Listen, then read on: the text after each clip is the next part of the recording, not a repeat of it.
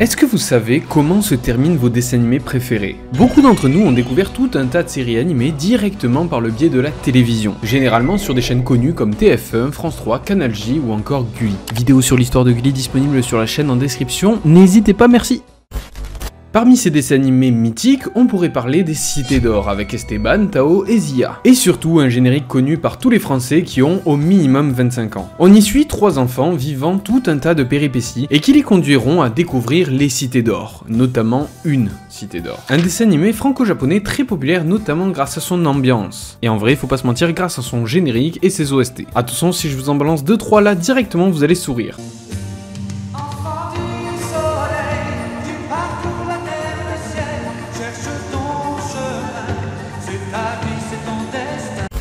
Mais on pourrait également parler de Foot de rue, une série française entraînant les enfants dans un univers où le football se jouait partout. L'équipe des Bleus de Port-Marie, menée par Tag, affrontait d'autres équipes de différents quartiers de Marseille dans des matchs palpitants, et très régulièrement avec des chorégraphies inventives. Une série où la stratégie et l'esprit d'équipe étaient aussi importants que le talent. Une série qui a amené tout un tas de jeunes à se donner à fond. Elle a nourri l'espoir de créer une vraie compétition de football dans la rue à travers le monde, un peu comme une sorte de coupe du monde de rue, ce qui a lancé une sorte de mode.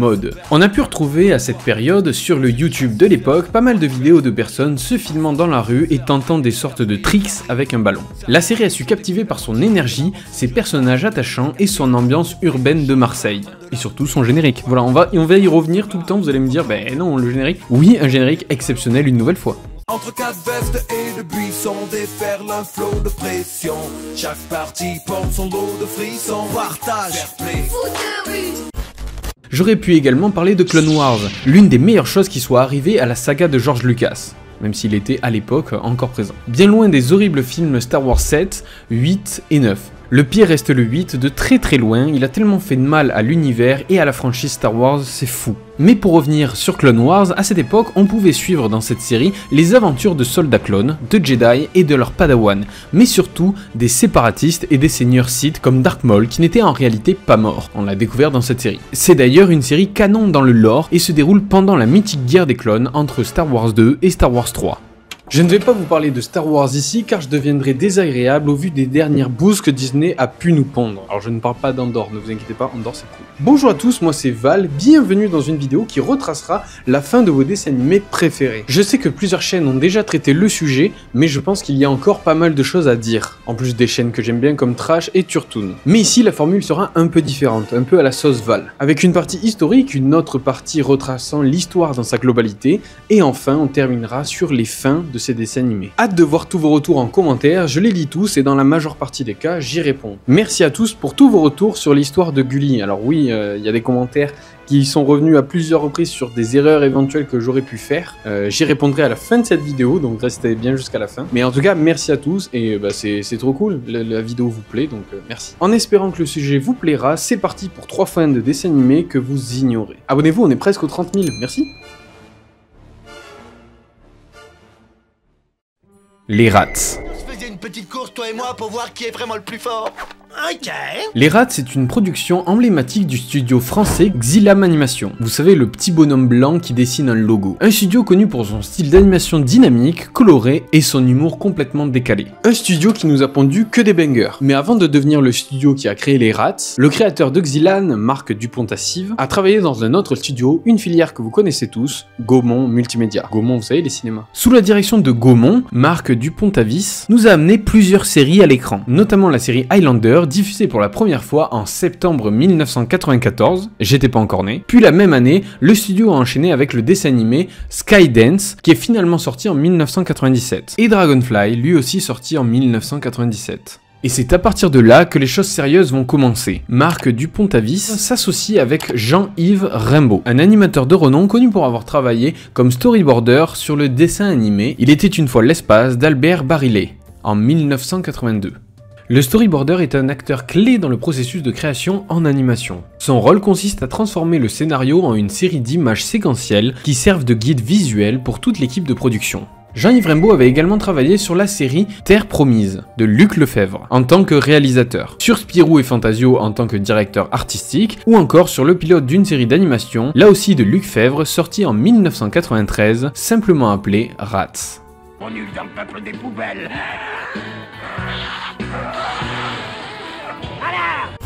Ensemble, Marc et Jean-Yves imaginèrent une série qui leur ressemblerait, une série mettant en scène 5 extraterrestres loufoques bloqués sur Terre. Leur quotidien était rythmé par leurs tentatives souvent désastreuses pour retourner sur leur planète Sigma B, tout en évitant d'être découverts par les humains. Vous l'avez bien deviné, je parle évidemment de la série Les Zinzins de l'espace, sortie en 1997. J'avais 2 ans.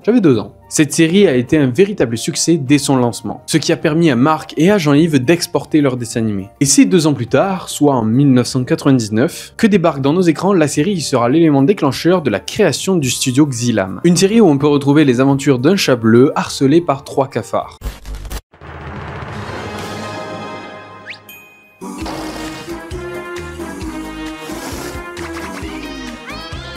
Oggy et les cafards est immédiatement devenu un phénomène planétaire. En plus de sa diffusion sur le territoire français, elle a été exportée dans plus de 190 pays différents. Une série très simple à exporter car muette, donc pas besoin de payer des doubleurs, ce qui rajoute des coûts de production. Donc là, ils ont sorti la série en France, mais en fait ils l'ont exportée partout, ils ont juste traduit les noms.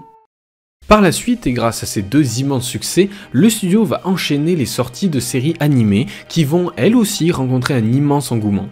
On peut citer la série Shuriken School, Magic, Bienvenue chez les Ronks ou encore Les Dalton.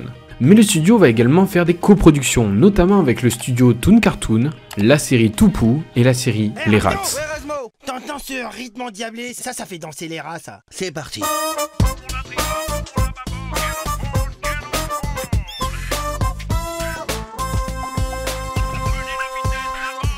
Nous y voilà, on retombe enfin sur notre sujet, mais je trouvais important de poser le contexte, en passant par une brève explication sur les origines de la création de ce dessin animé. Donc Les Rats, c'est une série d'animation franco-canadienne en 52 épisodes de 11 minutes. Moi je pensais que c'était un peu plus long.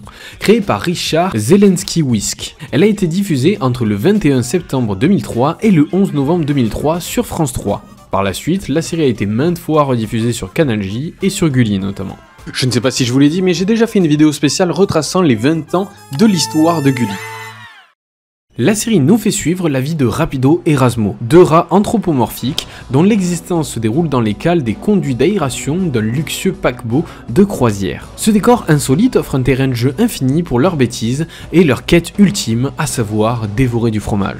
Rapido est reconnaissable à sa grande taille, il est habillé d'un pantalon noir et d'un t-shirt blanc avec une veste rouge. Il est l'instigateur de plans incroyablement saugrenus. Son esprit vif et son impulsivité le poussent constamment à imaginer de nouvelles bêtises, souvent motivé par un certain égoïsme et un désir de se divertir aux dépens des autres, principalement de son fidèle acolyte. Rapido est également prétentieux, égoïste et séducteur. Sa plus belle des vertus est d'être un pilote émérite. Razmo, quant à lui, est reconnaissable à sa stature plus imposante et à sa blouse bleue. Il est le parfait contrepoids de Rapido. Razmo est un expert en mécanique, il a d'ailleurs inventé les Razboards, des sortes de planches qui ressemblent à des tapettes à souris, mais avec des moteurs de moto qui permettent de voler, enfin c'est un truc un peu stylé. Certes, il est moins débrouillard que Rapido, mais il est beaucoup plus intelligent que lui. Il est d'ailleurs de nature plus naïve que Rapido, et sa loyauté inébranlable le rend vulnérable au stratagème de son ami.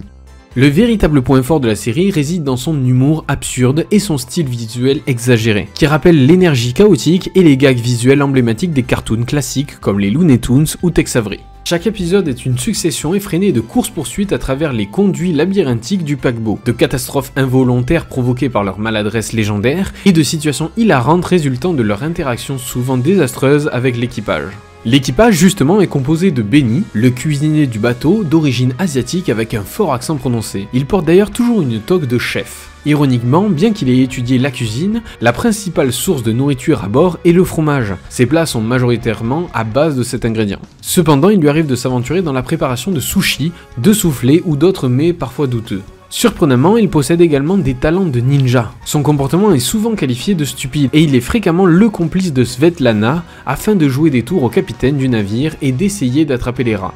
Svetlana justement est présentée comme une femme très grande et massive avec un fort accent d'origine slave. Elle travaille comme mécanicienne à bord du paquebot et est dévouée au capitaine. Elle est dotée d'une force herculéenne et est donc capable de soulever des objets très lourds. L'un des traits distinctifs de Svetlana est sa détestation pour le fromage. Elle est souvent vue armée d'une clé à molette et poursuit régulièrement Rapido et Razmo qu'elle considère comme des nuisibles. Malgré son apparence importante et son rôle parfois d'antagoniste envers les 2 rats, Svetlana est un personnage indispensable au bon fonctionnement fonctionnement du navire, et donc possède à sa manière une sorte d'attachement envers le spectateur. Et pour finir, il y a le capitaine. Le capitaine du paquebot est un vieux marin écossais, reconnaissable à sa longue barbe blanche et à son amour inconditionnel pour le golf. En tant que grand amateur de golf, il est parfois plus préoccupé par ses parties imaginaires ou ses souvenirs de tournois passés que par la bonne tenue du navire. Malgré son âge avancé et son côté parfois sénile, il reste le seul à connaître les destinations du bateau. Le capitaine est souvent la cible des farces de Benny et de Svetlana, mais il incarne une forme de figure paternelle pour eux.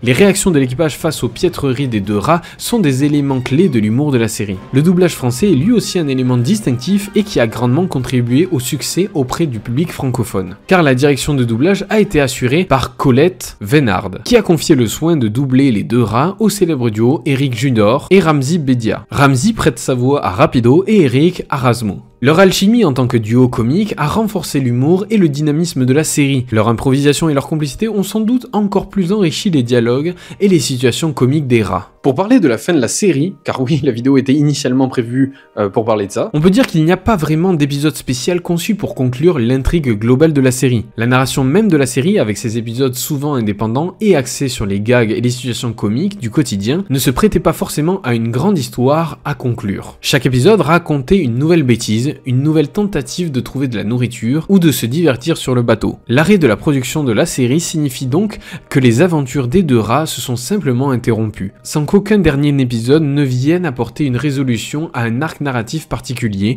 ou offre un adieu au personnage. C'est une fin ouverte si l'on peut dire, où le quotidien chaotique du paquebot continue d'exister dans l'imaginaire des spectateurs. Mais pour les curieux, voici ce qu'il se passe dans le dernier épisode de la série, simplement appelé raz-de-marée. Tout commence avec la radio du navire qui annonce, comme le titre l'indique, qu'un raz-de-marée va avoir lieu là où le navire se trouve. Attention, attention, avis de raz-de-marée de force 10, je répète, avis de raz-de-marée de force 10. On constate rapidement que le capitaine n'a pas écouté les indications, car le bateau est rapidement frappé par la vague et se retrouve retourné après le passage de celle-ci.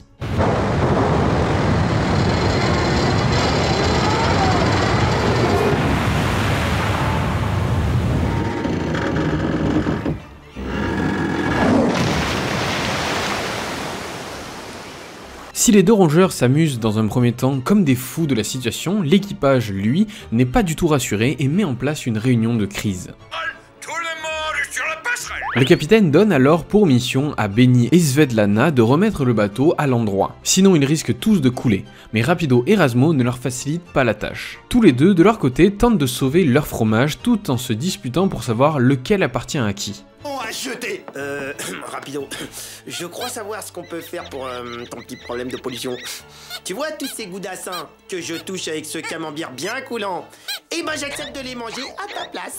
Celui-ci aussi, celui-ci et cet autre.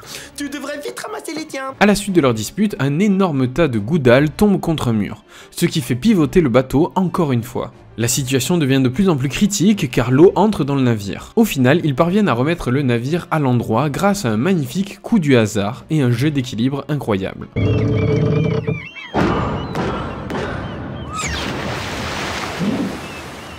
C'est ainsi que se terminent les Rats. L'épisode ne conclut pas l'histoire globale de la série, mais offre une dernière aventure indépendante et amusante aux deux rongeurs.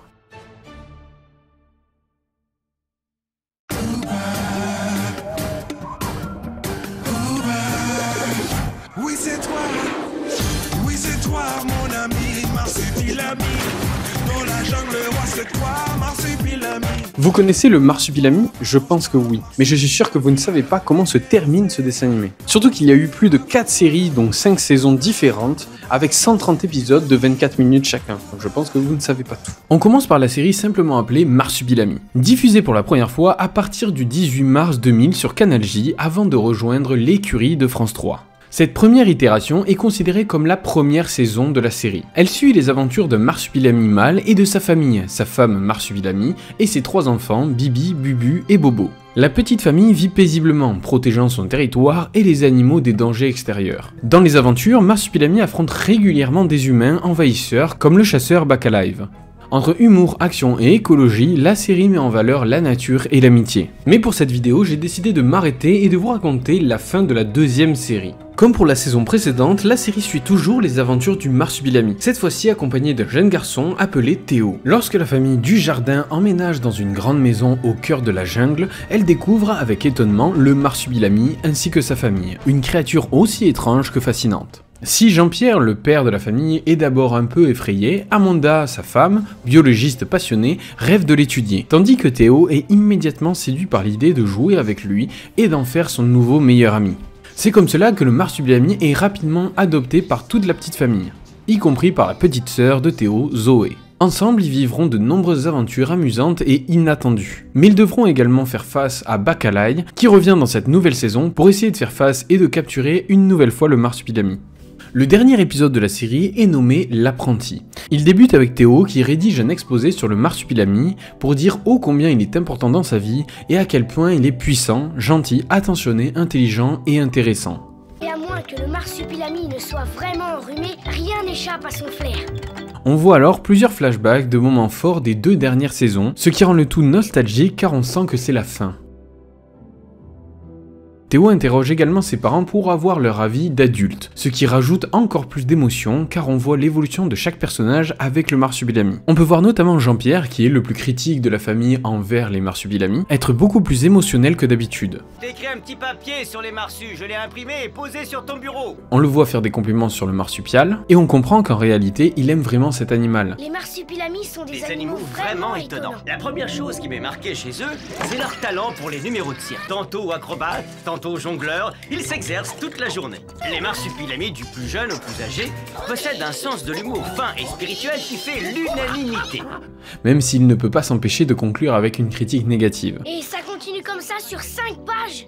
Et encore, je n'ai pas parlé de la fois où j'ai fini menotté au commissariat comme le pire des criminels. Puis Yamataga, un autochtone de la forêt qui a voué sa vie à protéger les marsupilami, est invité chez la famille Dujardin, révélant que dans un jour, c'était l'anniversaire de son sacre pour la protection des marsupilami. Voilà pourquoi j'ai pris la décision de passer ma vie à les défendre. Il propose donc à Théo de le retrouver pour qu'il lui raconte toute son histoire, mais avant, le jeune homme doit continuer son exposé. On peut alors assister à de nouveaux flashbacks entre Théo et l'animal pour rappeler à quel point ils sont proches. Un peu plus tard, Théo rejoint donc Yamatunga, qui lui explique qu'il a décidé de consacrer sa vie à la protection des marsupiaux. Et pour compléter son exposé, afin de le rendre plus crédible, Théo s'aventure dans la pyramide qui sert de temple historique à l'animal. Mais par le biais de péripéties, il se retrouve coincé à l'intérieur. Heureusement, le marsupilami vient à sa rescousse et le sort de là. Une fois chez lui, il rédige la fin de son exposé et conclut en expliquant qu'il a vécu beaucoup de folles aventures avec l'animal. Théo termine en prenant la décision que plus tard, il deviendrait lui aussi un Yamatunga, afin de protéger les marsupiales du monde extérieur. C'est parce que tu es mon meilleur ami qu'un jour je serai Yamatunga. Ouba, ouba, ouba.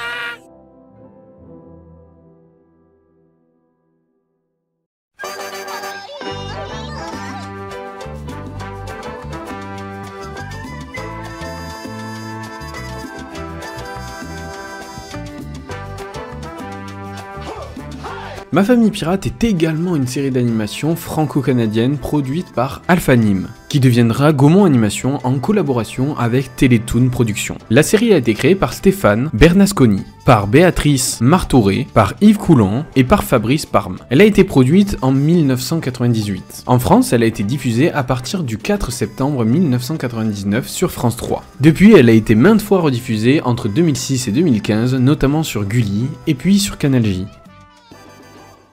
L'histoire suit les aventures de la famille McBernick, et plus précisément de Victor McBernick, un capitaine pirate qui a installé sa petite famille sur une île paisible appelée l'île de la Tortue. Victor vit ici avec sa femme Lucille et ses 2 enfants, Scampi et Bigorneau. La famille a pour animal de compagnie un crocodile nommé Sac à main. Et une écuelle en or pour Sac à main. En référence au sac à main fait en peau de crocodile. Oui, je pense que celle-là, j'aurais pas dû l'expliquer.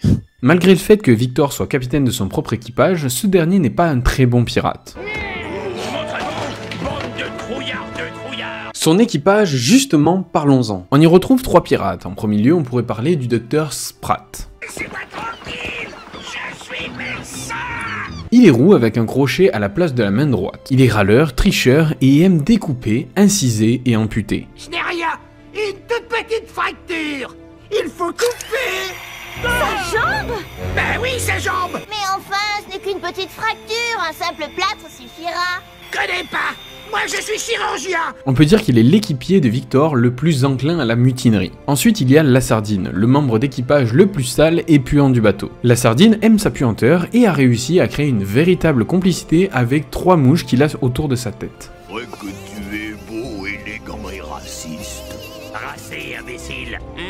Mes mouches, elles reviendront. Il habite dans une vieille cabane en bois sale comme à son image. Il a 2 mains gauches, c'est un personnage mou et pas très doué, mais il reste fidèle au capitaine. Et pour finir, il y a Machicoulis. Machicoulis est le plus fidèle des pirates de McBurney. Il vit toujours chez sa mère qui s'occupe de lui comme un gros bébé alors qu'il a en réalité plus de 35 ans. Justement, il a toujours un comportement enfantin, il bave et bégaye. Oh non, avec un grand poteau planté dessus. Ensemble, l'équipage écume les mers à la recherche de galions remplis d'or. Dans les aventures de Victor, on retrouve également son voisin Irvine le requin, qui passe son temps à se moquer de la pauvreté et des échecs de McBurney. Je le déteste, lui et son nouveau grand livre. Sa belle-mère, la mère de Lucille, qui passe également son temps à se moquer et à critiquer son gendre. Y a pas de pitié chez les pirates. Si ma fille était sans pitié, elle ne serait pas restée avec vous. Mais aussi tout un tas de personnages secondaires et récurrents qu'on peut voir tout le long de la série revenir. Certes, la série a eu 2 saisons, mais ce qui se rapproche le plus d'une réelle conclusion à l'histoire de cette famille est l'épisode 26 de la saison 1 nommé « Le départ ». Dans cet épisode, Lucille charge Victor d'aller acheter des croquettes pour sac à main. Pour ça, il n'y a plus de croquettes pour sac à main. Quand le capitaine se rend compte qu'il y a un jeu à gratter derrière chaque boîte de céréales, enfin de croquettes, mais on dirait un peu des boîtes de céréales, il triche et gratte plusieurs boîtes directement dans le magasin jusqu'à ce qu'il tombe sur une boîte gagnante. La récompense était une île paradisiaque directement offerte. Un peu comme dans les vidéos de MrBeast, on voit d'où il tire ses inspirations. Et pour fêter ça, j'ai acheté une île privée gigantesque et je vais la donner à l'un d'entre vous dans cette vidéo. Une fois les 3 cases grattées et découvertes, ce dernier rentra à toute vitesse chez lui annoncer la bonne nouvelle à sa famille. De là, Victor s'emballe et commence à l'annoncer à toute l'île de la Tortue. À tous les jours qu'on gagne une île. Toi mentir. Très fier d'avoir gagné le gros lot, il vend toutes ses affaires et même sa maison, qu'il cède à son ennemi juré, son voisin, pour une bouchée de pain. Je te rachète ta maison. Il me manque un local à poubelle. Je te la fais à 300 turtles. Hop là, payable de suite. Rusty de le requin m'a racheté la maison pour 300 turtles. Pénélope vient de m'en proposer 600, Victor. Les enfants, eux aussi, vendent toutes leurs affaires à une sorte de vide-maison. Au final, une fois les adieux faits à tous les habitants de l'île de la Tortue, à leur ami et à son équipage, la famille McBurney prend le large et part à la découverte du gros lot. Les amarres, hissez la grand voile. Ils arrivent sur une île splendide, un véritable paradis. Mais à leur arrivée, ils tombent sur une personne qui les attendait dans une sorte de petite réception et qui leur annonce une mauvaise nouvelle. Voici votre lot, monsieur McBurney. Quant aux équipements que vous voyez autour de vous, il faut payer. C'est pas gratuit. Hein? À ce moment-là, Lucille s'évanouit, Victor pète un câble et la famille repart bredouille. L'épisode se conclut avec la famille qui navigue vers le soleil couchant, promettant que cette aventure était leur dernière apparition. C'était notre dernière apparition. À moins que tout le monde nous réclame, bien sûr. Et vu que tout le monde les a réclamés, la production a décidé d'enchaîner avec une saison 2, en 2004, soit 5 ans après la fin de la première saison. Une saison 2 aussi bonne que la première, et qui se conclut avec le véritable dernier épisode appelé l'Alchimiste. Je peux vous en parler brièvement, même si je trouve que l'épisode 1, celui que je viens de vous résumer, conclut réellement correctement la série. Un épisode qui débute avec Lucille qui récupère des livres à la bibliothèque afin de les restaurer. Au départ, Victor, peu enclin à la lecture, ne s'y intéresse pas vraiment, mais change d'avis très rapidement. Plus précisément quand il découvre un livre très particulier. Il y explore les pages et y découvre la formule secrète de la recette pour changer le plomb en or. Directement intéressé par la découverte, Victor se lance dans la tentative de réaliser cette prouesse. Malheureusement, toutes ces tentatives se soldent par des échecs. J'y arriverai jamais. Jusqu'à ce que Lucille découvre les manigances de son mari et décide de l'aider dans sa quête. Allez, on s'y met? Et c'est ensemble que les deux compères réussirent à mettre au point une sorte de potion encore plus puissante que prévu. En plus de transformer le plomb en or, elle transformait aussi tout type d'objet. Grâce à cela, la famille devient extrêmement riche du jour au lendemain. Le problème, c'est que Lucille donna énormément de ses richesses à tous les habitants de l'île, afin que plus personne ne soit dans le besoin. Toutes les richesses ici-bas doivent être équitablement partagées. C'est pourquoi je vous fais don de tout cet or. En plus de cette trahison, Bigorneau sort un livre expliquant exactement la recette secrète de ses parents, avec en plus l'élément spécial qu'ils avaient découvert afin que la formule fonctionne. Après cette double trahison, et pour que tout redevienne comme avant, la famille décide de voler toutes les poules de l'île, afin que plus personne ne puisse recréer la recette de l'or, car l'ingrédient secret était une plume. Grâce à cela, tout redevient normal sur l'île de la Tortue. Je trouve que l'épisode 26 conclut beaucoup mieux la série. En tout cas, ce dessin animé, en plus de nous divertir, nous a appris bien plus que la richesse comme l'or et les pierres précieuses, le véritable trésor reste et restera ses amis et sa famille. Merci à tous d'avoir regardé cette vidéo, j'espère qu'elle vous aura plu. Elle fait suite en fait directement à la vidéo sur l'histoire de Gulli, car j'ai envie de me faire plaisir et je trouve que les dessins animés sont quelque chose qui m'a toujours plu. N'hésitez pas à vous abonner, à me dire en commentaire si vous avez appris du coup quelque chose, à liker, ça aidera pour le référencement, à la partager à vos amis, à soutenir dans le Tipeee si vous sentez une âme généreuse. Ça ferait plaisir parce que souvent les vidéos sont démonétisées avec ces sujets-là, donc voilà, ce serait pas fait pour rien. Si vous pouvez, c'est trop cool, sinon c'est pas grave. Abonnez-vous, on rush les 30K et ça c'est essentiel. Pour revenir sur un petit sujet qui a fait débat, je vais vous montrer quelque chose. En plus de mes recherches habituelles, je me suis fait confirmer une de mes recherches sur Miraculous, sur la diffusion de Miraculous sur Gulli, si le dessin animé est bel et bien diffusé sur Gulli ou pas. En fait, voilà. Et dans mes recherches, il y a des sites qui disaient oui, d'autres qui... Il me semblait que ma fille regardait Miraculous sur Gulli, en fait ça c'est non, c'était sur Disney+, je crois. Peut-être je me suis trompé, peut-être pas. En tout cas, écoutez bien. Est-ce que le dessin animé Miraculous a déjà été diffusé sur la chaîne Gulli? Bon, du coup, ça fonctionne pas, donc je vais vous lire, je sais pas pourquoi il parle plus, je vais vous lire exactement la réponse qu'il a donnée. Oui, le dessin animé Miraculous, les aventures de Ladybug et Chat Noir ont déjà été diffusés sur la chaîne Gulli et continuent d'y être programmés. Bien que je ne puisse pas vous donner la date exacte de la première diffusion, Miraculous est régulièrement présent dans la grille de programme de Gulli, etc. etc. Je vous afficherai tout à l'écran. Donc on verra beaucoup mieux. Abonnez-vous, mais n'hésitez pas, avant, vous voulez un second épisode. Voilà, c'est ça que je voulais dire. Est-ce que vous voulez un second épisode de ce format-là et si oui, dites-moi sur quel dessin animé. Voilà, ciao tout le monde.